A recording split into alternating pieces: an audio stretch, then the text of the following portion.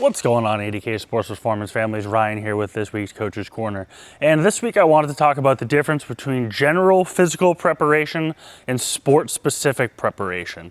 And we've touched on this a couple times in various Coach's Corners, but I really wanted to dig into the difference between these two and why these two things should stay separate.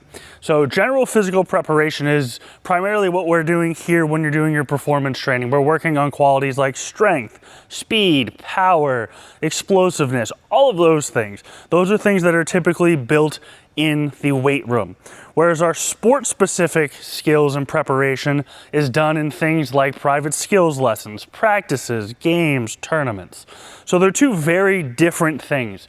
And a lot of times people think that marrying these two things and having your general physical preparation, so the things you're doing in the weight room, mimic that sport-specific preparation. And while that sounds like a really good idea, it's actually not the best idea. And the reason for that is basically if we start putting in some of that sport-specific stuff into our general physical preparation, it essentially waters down that general physical preparation and makes it less effective. And while there's not considerations that we take in terms of our general physical preparation that carries over based on an athlete's sport, generally speaking, your training in the weight room shouldn't look vastly different for a football player versus a baseball player versus a softball player, a volleyball player, a hockey player. The basics of those programs should look fairly similar. However, some differences might come from if you are an overhead athlete, we might take into considerations about shoulders and elbows because those things can get cranky. Or if you're a more contact sport, we want to take into consideration the demands of your sport in terms of the contact prep, as well as if you're in season, your body might be a little bit more beat up from all of that contact. But overall, generally speaking, that general physical preparation and that sport-specific preparation should be two separate things.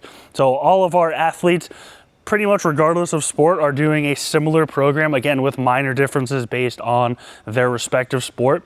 But the other thing with that is most athletes, their training age or how long that they've been training is very low. So again, they need those same basics no matter what sport they are, because their training age is probably going to be less than 5 for most athletes that we work with. And really that specificity is going to become more necessary when your training age gets to be 5 and older and you've kind of really built that solid base of general physical preparation.